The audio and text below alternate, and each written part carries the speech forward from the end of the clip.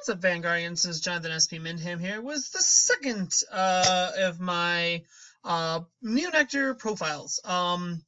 Right now, the deck I'm going to be doing is the Maiden of Trailing and Rambling Rose deck, or as I just like to call my Rose deck. This deck is a lot of fun. The Legion that came out is coming out in GBO 4. Really, it kind of allowed the clan to have a little more flexibility as far as things you can play that were not Musketeers, and also at the same time not Asha from the trial deck. So this is kind of, in my build, a lot of fun as far as what you can and cannot do. I do enjoy this deck a lot. Definitely have considered playing it maybe in a like an ARG event coming up, just because it creates some interesting scenarios. And I really like it. Also because the Legion is really good. It's kind of like a continuous re-legioning kind of deck, which is like Dote, I guess. But let's just start with the starter, and we'll work our way down and try to explain this. One, we do Maiden of Phyllis. This is when it is boosting and it attacks and it hits from the Vanguard. You put it into your soul and you look at the top 5 cards of your deck and you search for a grade 1 and you call that to rearguard as rest. I really like this card a lot because it also starts setting up plays for the Rambling Rose, so you can start getting more units of the same name out there. And this has been my starter now for a while in my Maiden deck itself, not Maiden of the Trailing Rose and Rambling Rose, but actually my Maiden deck. It's just a lot quicker. Its effect works a little bit better, makes it easier to use Asha and the other, and I'll get to that in that profile later in a different video. But just saying, it's actually a really good card for anything that's not Musketeer right now. Then we run 4 heal, 4 crit. 8 crit total, and 4 draw. Now people are probably going, oh my god, you don't run the stand Maiden of Daybreak. No, this deck for me is not about having the multiple units. I don't really try to really go for that 100%. I actually go for more trying to get like the perfect numbers again, or unique things going off. It just, to me, is not about that cloning concept that just makes people go, wow. It's more of a beat house, and people are like, well, you still run stands in that. Yes, but again, when you are facing with unique scenarios where there's a lot of attacks or power, it's just a really good build to have, in my mind, the draw and stuff. So allows you to search out for things just in this particular build. Then, so that's it. That's my zeros grade. Ones, I run 3 of the Stride fodder. I like the Stride in this deck. We'll show you why. Any deck should Stride. Then 4 Supa Supa, or Sour Slicer. For every copy of him on the field, he gains 1,000. Each of the other Supa Supas gain 1,000. So a lot of fun with this, because this has been one of my favorite cards. I think it's one of the best for Neonectar in general, because they can swarm the field so quickly, and also at the same point, they get power from other units. And the whole thing about these new units for the generation break is they gain the names, or they have the ability to gain names, so you can get bigger and bigger power boosts from having it. So Supa Supa has been a staple of mine in any of the main stuff going forward, just because he's one of the best grade 1s that has a non-generation break effect, and also at the same point can do something, like can create numbers, and it again allows for a little more interesting gameplay rather than waiting for generation break skills to go off. Then I run 3 of the Hollyhook Knight, which is during your turn, if your Vanguard is in Legion, this unit gets 2,000 for each rearguard with the same name as that unit as your Vanguard. So you use this with the Maidens and the Rambling and Rose. So if the skill of the one is to call one to the rearguard, so automatically he will become a 9k, and then you can do other shenanigans to get his power continuously up, in which we'll talk about. And then I run 4 perfect guards, and I'm not running Maiden the Passion Flower as the unflippering in this build. You can run this one, or Maiden of the I can't remember her name. Maiden of Blossom Rain.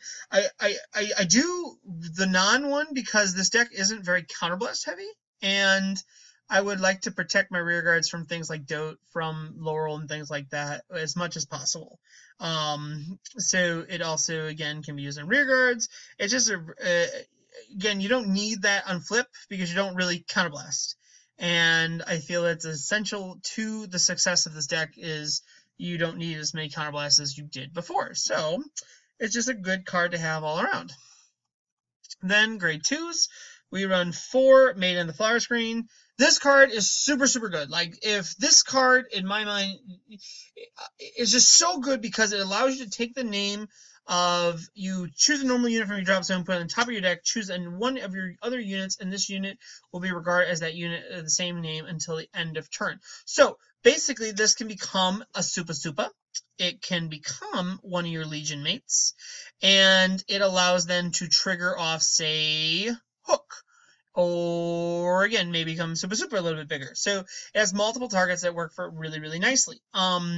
It's essential in anything going forward, Neonectar wise, that is not a Musketeer. It's just so good. Even in Arboros, this card is good. Like, this is a very good card. It helps put back normal units, back when they didn't have legions that were not Musketeers. So again, really, really good across the board. Like, all-star card in my mind. It takes the name and it sets up plays.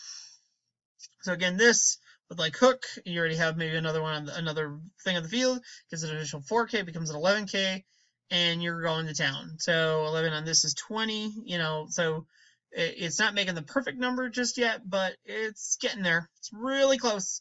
And again, it's not the only reason you would choose this one. So it's, again, just remember that this combo is really nice. Then Made in the Gladiolus. I run only 3 of this because this card to me is really good because you can choose another unit, one of your other rear guards, and call a copy of it to the rear guard, which is perfect. Like, that's really good, especially if you are going for multiple attacks.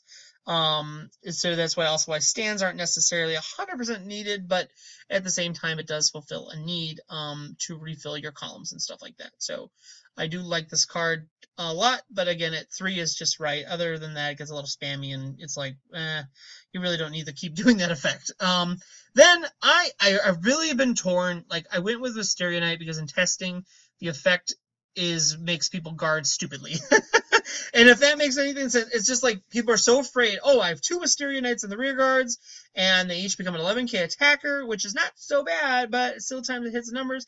And if it hits, I can counterblast and draw a card. And again, that's why people freak out. It's like Shatora. Like, people naturally are freaking out about a card that not necessarily is bad, but at the same time is very good. Like, across the board.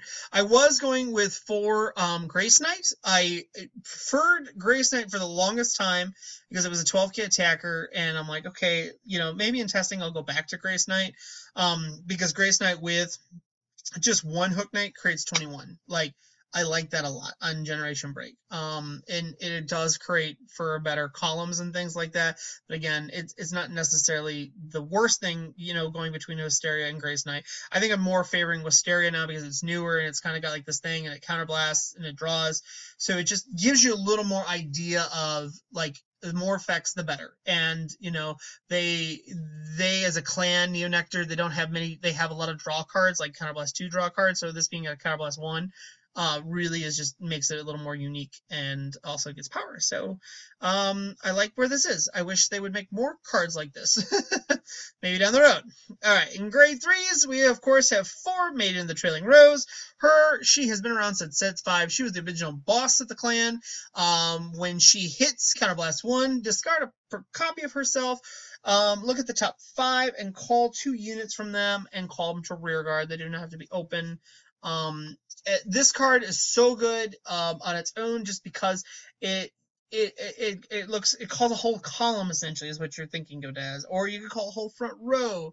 I ran this in my regular Maiden deck for a long time because it just does something, at least when it's on the Vanguard. Like, it has an effect. It's not a Generation Break where you have to wait. And then of course they gave it a Legion, which is Made in the Rambling Rose, which is such a good card because it says, when placed on the Vanguard, so Blast 2, choose a grade 1 or less rear guard, search for 1 card with the same name as that unit, call it to the rear guard. So against Ride, and then you can Stride if you wanted. And the Stride is, you know, like, you can go right into the plays. So that is a Ride effect. That's really, really good. I like that a lot. Clears out your soul. So if you have to ride a Perfect Guard or something, you get rid of it. If you have to ride a Supa Supa, if you have to ride something that is essential to your strategy, you can then now get rid of it out of the soul. And if you had to, you can Legion them back in. You can, again, you could even flower screen them back in. Like the combo there is to help clear out the soul, which really didn't happen before unless you ran. It was the grade 1 that like the Soul Blast, which it's a musketeer. I never cared for that. I don't remember her name. I know she's here. I need to move on. I'm really sorry that I don't see it, but oh yeah, here he goes. Susanna. It just that to me was a lot more work than say just now riding the right grade 3. Then its Legion effect is choose a card from your hand, discard it. When this card's Legion, you may pay the cost. If you do, search for your deck for 2 cards with the same name as your units on your vanguard. Reveal them to your opponent and put them into your hand and call the other to a rear guard. So essentially, as you ride this, you get the free plus of Soul Blasting and calling a unit, something that's already in the field. Then you go, I'm going to Legion, so you already have 2 things in the Soul, the drop. And then you Legion, and then you go like, what, I want to deck that even more. I discard a card, then I add a grade 3, and I add or add a grade 3 to my hand, or call one to the rear, whichever one you want. You can do Rambling or Trailing. So if you want to be creative, you can go, I'm going to go add Trailing to my hand and call Rambling to the field. And then your opponent would go, I have to guard, else he's going to get the additional attack. Or you call Rambling to the rear guard, and you keep this in your hand, so you can then the next turn re-ride and re-Legion. Like, you can constantly keep looping it. Like, some people don't even care about hitting the skill necessarily of Maiden of the Flowers or Trailing Rose, but you are constantly re-legioning and putting stuff back in, and you're always saving your units or your triggers from your guard. So it's a little more defensive in that respect, but at the same point, it does have a great combination of, like, if your opponent's low on cards and you have a nice size booster behind you, they will either be taking it and getting an additional. And that's why I don't run stands too, because I really hate the idea of Maiden Trailing Rose. I'll attack with a column and then attack with a vanguard, and then if they let it hit, I'll just restand that column. But at the same point, I don't want to run stands and then go, now I not only did I stand a unit, but now I have to call over it. Like, it just seems like a waste. It seems like you got 2 effects going off that kind of do the same thing, where you're calling a new unit or standing a unit. So I prefer having the Rambling Rose without the Rambling Rose deck without stands. Again, not really focusing so much on having multiple units, but it does happen. It does happen where that can go off. So, and again, even Flower Screen can take the name of Wisteria, so Wisteria's effects go off. So a lot of plays come off of the Flower Screen. Again, she can become one of these, and then Hook works. It's so good. You could do Hook, Gladiolus, and one of these in the rear, and again, Hook will become then a additional 4, making it an 11k booster or attacker technically. Near your turns, gets power. So yeah, you can become whatever you want.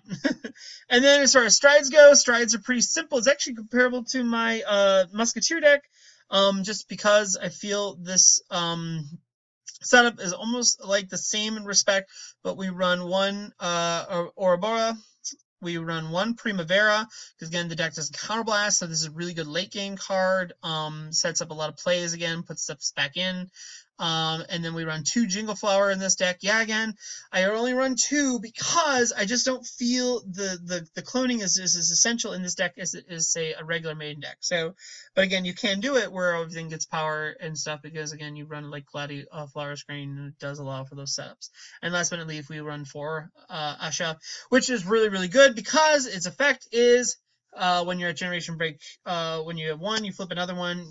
As long as you have 2 units of the same name on the field, you then give the entire front row, including herself, 5,000, and then you can call another unit to the rear guard from your deck, and give it 2,000. So say if you have let's say if you have a Gladiolus and you have a Wisteria Knight, and you go, I'm gonna go power here, flip or put a unit back in and make it a Wisteria Knight, and then you have like a Supa in the back row, you can call another copy, and all of a sudden he gets bigger. So there's just a couple of more plays with this. I feel it's a little more simpler, the setup, a lot more user friendly than, say, Jingle Flower. A lot of people still don't get Jingle Flower, which I always find funny, because Jingle Flower can be wickedly broken. And these strides are very powerful in their own rights. It's just really success that just, in my opinion, this card right here is a great turn 1, but there could be something again, a little more finesse, and maybe we'll get down the road or whatever, but the on-hit effect is just as good because you get to call something else, give it 2k, and it works. It works for people a lot. So let me know what you guys think. This deck, like I said, I'll be testing it out. I've been testing it pretty heavily, and I've definitely like where it's at. So again, you don't have to run 4 orange. You can run 4 any perfect guard. I just prefer something that does not restrict my guarding in a deck that requires rear guards. But yeah, that's it. Let me know what you guys think. Thank you so much, and we will talk to you later.